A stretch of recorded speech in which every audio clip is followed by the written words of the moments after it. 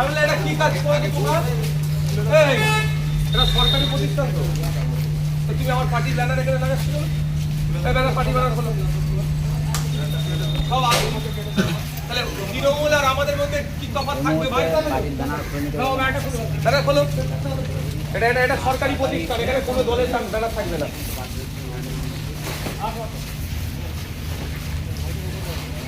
ন্যূনতম এই বুদ্ধিপূর্ণ লোক পাচ্ছে। হ্যালো, এই মাত্র আমাদের মধ্যে মাননীয় আমাদেরই পীরজাদা, আমাদের ভাঙড়ের বিধায়ক সম্মানীয় নওশাদ সিদ্দিকী আমাদের পঞ্চায়েত ভবনে এসে উপস্থিত হয়েছেন। ধন্যবাদ সকলকে। আপনারা জানেন এই নিচে না লাগে ওটা, এই পতাকাটা নিচে লাগে, দেখো আয়না লাগে কেন? আপনারা জানেন আজকে স্বাধীনতা দিবসের ৮০তম বছর আমরা উদযাপন করছি। 1947 15ই আগস্ট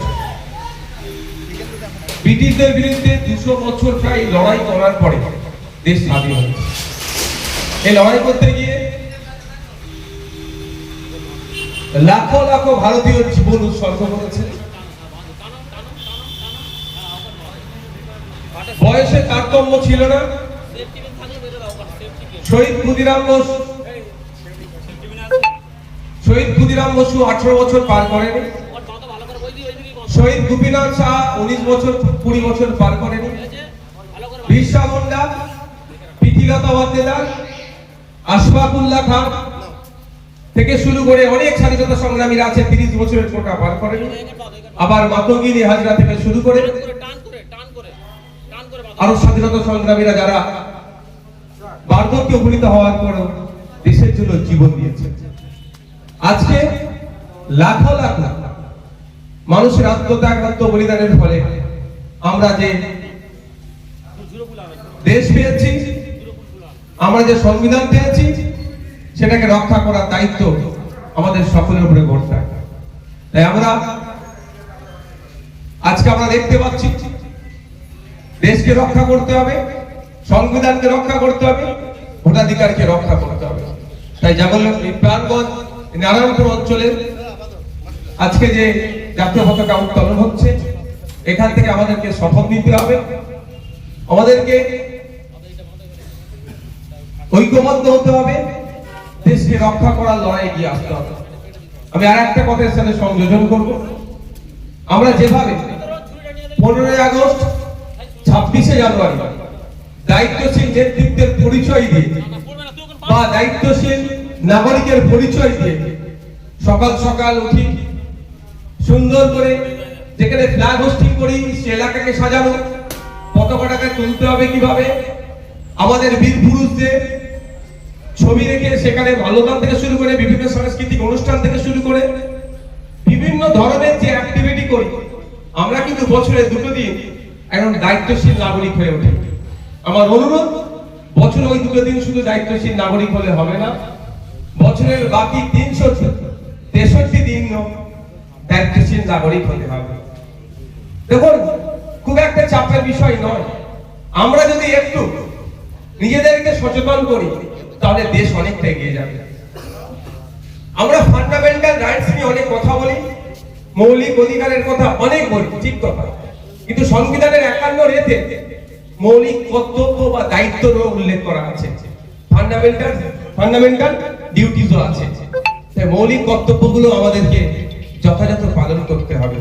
তাই বন্ধুগণ, যারা উপস্থিত হয়েছে তাদের উদ্দেশ্যে আমার বার্তা এটাই যে আসুন দায়িত্বশীল নাগরিক হয়ে উঠি। যে আমাদের পূর্বপুরুষেরই তো আত্মত্যাগ, আত্মবলিদানের ফলে আমরা এই দেশ পেয়েছি, এই সংবিধান পেয়েছি। আমরা একটু দায়িত্বশীল হলে আমরা আমাদের দেশকে আরো উচ্চ স্তরে নিয়ে যেতে পারবো। দেশ পৃথিবীর সর্বশ্রেষ্ঠ আসনে উপনীত হবে। তাই বন্ধুগণ, আপনারা যারা উপস্থিত হয়েছেন, আবারও আপনাদের অনুরোধ করব, শুধু বছরে স্বাধীনতা দিবস বা প্রজাতন্ত্র দিবসের দিনে দায়িত্বশীল হলে হবে না, বাকি দিনগুলোকেও আমাদেরকে দায়িত্বশীল হতে হবে। একে অপরকে সহযোগিতা করতে হবে। যার ধর্ম বর্ণের ঊর্ধ্বে গিয়ে আমরা ভারতীয়, এটাই আমাদেরকে মাথায় রাখতে হবে।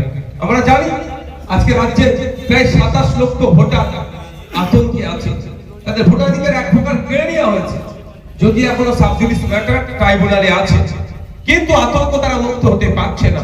তাই আজকের আমাদের এই দিন থেকে শপথ নিতে হবে, ওই 27 লক্ষের মধ্যে কজন হিন্দু, কজন মুসলমান, কজন দলিত, কজন আদিবাসী ও বিবেচনার বিষয় আমাদের নয়। যারা ভারতীয় প্রত্যেকের দ্রুততার সাথে ভোটার লিস্টে নাম যাতে আসে, তাদের ভোটাধিকার আছে, তার লড়াই আমাদের প্রত্যেককে লড়ে যেতে হবে। আর একটা কথা, এখানে যে মনশীল ছবি রেখা আছে আমাদের নেতাজি সুভাষচন্দ্র বোস মহাশয়, তাকে নিয়ে কদিন ধরে খুবই কীর্তি হচ্ছিল। এখন প্রশাসনের রাজ্য সরকার একটু টনক নড়েছে।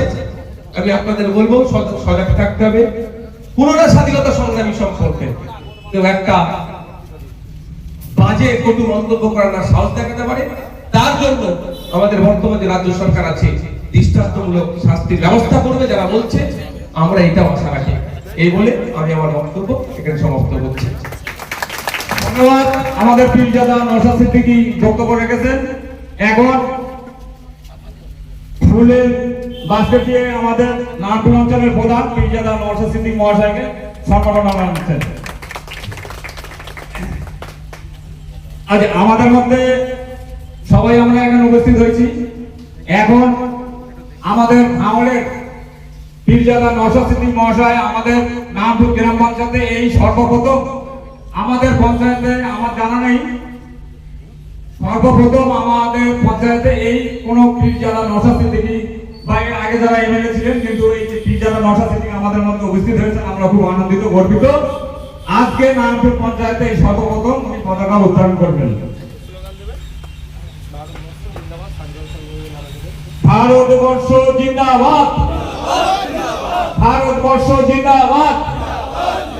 80তম স্বাধীনতা দিবস উদযাপন করুন।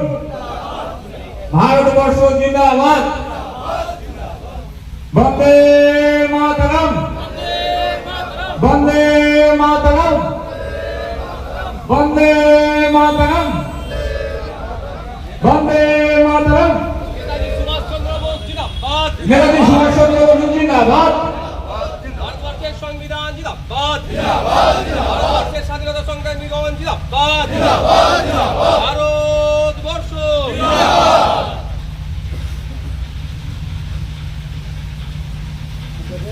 যারা আছে তাদেরকে বরণ করলাম। ধন্যবাদ।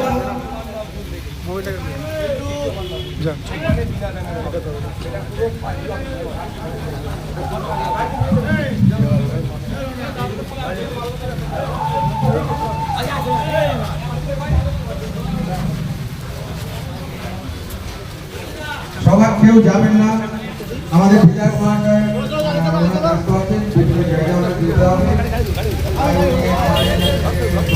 কিন্তু আমরা আরো যারা উপস্থিত আছি আমরা উদযাপন করবো। আপনারা একটু ধৈর্য ধরে এখানে অপেক্ষা করবেন।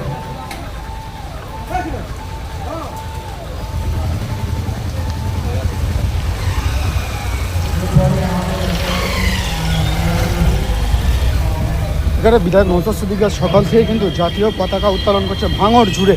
একবার সেই দৃশ্য আপনাদের দেখাবো এবং চোখ রাখতে হবে অবশ্যই দুটি নিউজই।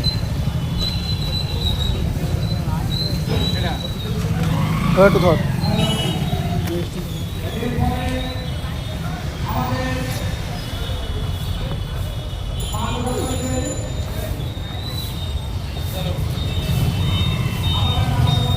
চলে আসতে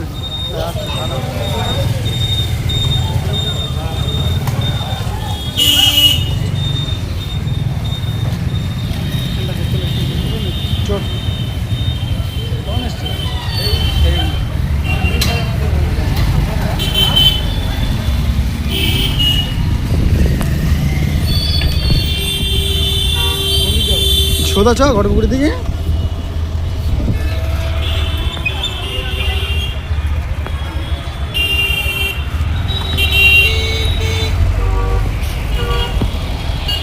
এখানে বিধায়ক নওশাদ সিদ্দিকী সকাল থেকে কিন্তু ক্যানিং ভাঙড় বিধানসভায় একেবারে জাতীয় পতাকা উত্তোলন করছে। একেবারে সরাসরি দেখানোর চেষ্টা করছি। নওশাদ চ নওশাদ সিদ্দিকী তিনি কিন্তু একেবারে যাচ্ছেন, একেবারে সরাসরি দেখানোর চেষ্টা করছেন। জাতীয় পতাকা কিন্তু তিনি উত্তোলন করে বিভিন্ন ভাঙড় বিধানসভা ঘুরছে, সেই দৃশ্য চ কি